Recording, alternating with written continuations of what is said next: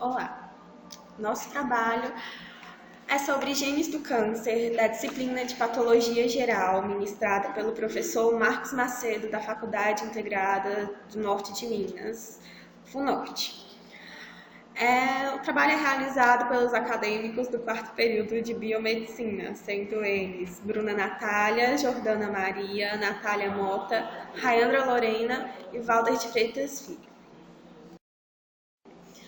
Para iniciar, os genes são segmentos de moléculas de DNA responsáveis pelas características herdadas geneticamente. Os genes são compostos por uma sequência de DNA contendo um código que produz proteína que desempenha uma função específica no corpo. Uma célula utiliza os seus genes seletivamente, podendo ativar os genes quando necessários, no momento certo, e desligar outros genes quando não é necessário. O câncer é um conjunto de doenças muito conhecidas que afetam muitas pessoas e diversos locais do organismo, desde pele, ossos e órgãos. Entre os cânceres mais conhecidos estão de pele, mama, próstata e pulmões. O câncer é caracterizado pelo desenvolvimento desordenado de células que invadem tecidos e órgãos, podendo espalhar-se para outras regiões do corpo, o que caracteriza a metástase. As células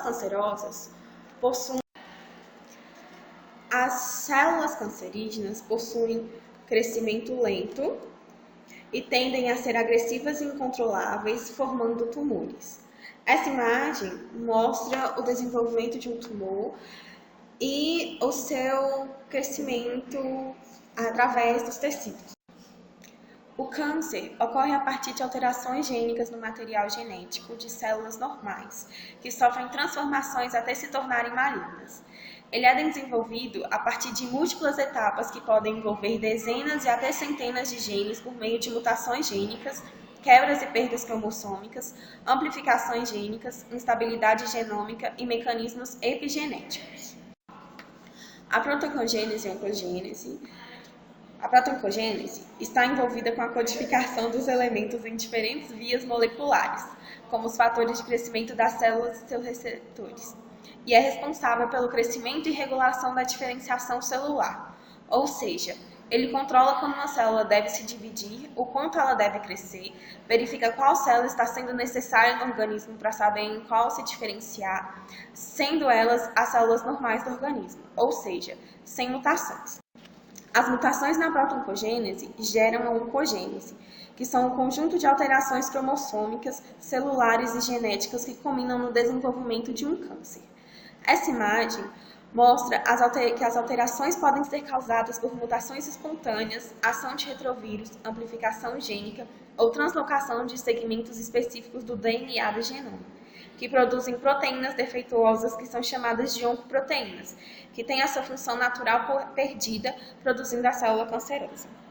É importante ressaltar que a mutação em apenas um dos alelos é suficiente para a indução do cancro. Essa imagem mostra a mesma coisa da imagem passada, mostrando que agentes químicos, vírus, a radiação e a luz ultravioleta podem causar mutação no DNA, fazendo alteração na protoncogênese, produzindo uma célula de oncogênese. O processo de formação do câncer se dá lentamente, necessitando de vários anos para produzir um tumor visível.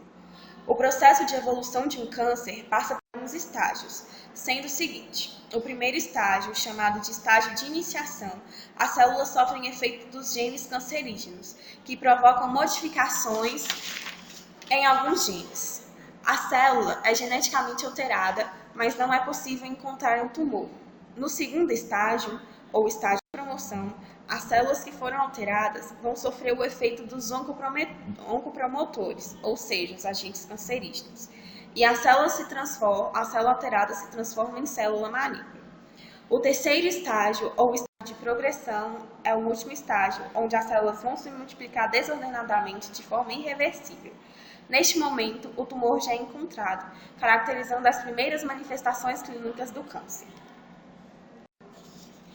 Aqui uma outra imagem que mostra esses processos do estágio do câncer, sendo o primeiro processo de iniciação, onde há o reparo do DNA, o estágio de promoção, onde há a proliferação celular, e o estágio de progressão, onde começa a surgir a metástase e produzir as células cancerígenas.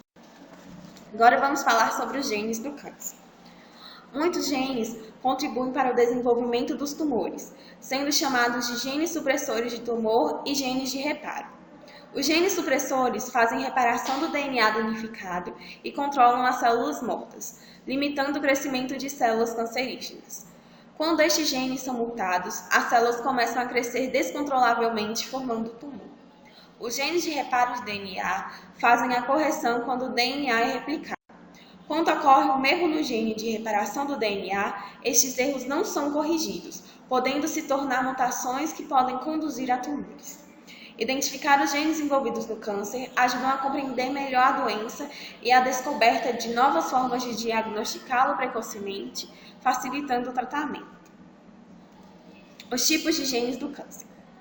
As alterações nos genes podem levar ao surgimento do câncer, que consequentemente desencadeiam eventos nas células ou órgãos, o que faz surgir um tumor maligno. O câncer, em sua grande maioria, é proveniente de alterações genéticas adquiridas ao longo da vida, ou provém de alterações genéticas hereditárias herdadas dos pais. Porém, nem todos os indivíduos que herdam uma predisposição genética irá desenvolver o câncer, dependendo também dos fatores ambientais que já foram citados anteriormente e a qualidade de vida. O gene P53 é o mais comum em sofrer mutações que desenvolvem o câncer, envolvendo a sua falta ou danificação. Esse gene é considerado o guardião do genoma, pois evita a propagação de células defeituosas, e ele é encontrado com algum tipo de mutação em mais de 50% dos tipos de câncer. O BRCA1 e o BRCA2 são genes que todos nós temos, e suas funções são impedir o aparecimento de tumores, fazendo reparações nas moléculas de DNA danificadas.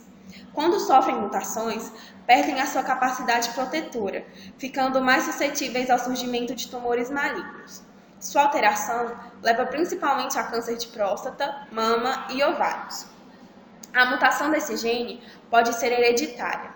O gene BRCA2 modificado é o mais propenso a sofrer metástase, e além disso, os pacientes com essa mutação possuem menos chance de sobrevivência ao câncer comparado com o BRCA1. Segundo uma pesquisa publicada em 2013, pacientes com BRCA2 vivem cerca de 6 anos e meio após o diagnóstico do câncer de próstata, e pacientes com mutação no BRCA1 têm quase 13 anos após. O STAG2 é um gene responsável pela separação de cromossomos repetidos. Quando ocorre mutação nesse gene ou a sua falta, as células resultantes da divisão ficam com um número irregular de cromossomos, possuindo um grande potencial de desenvolver o câncer.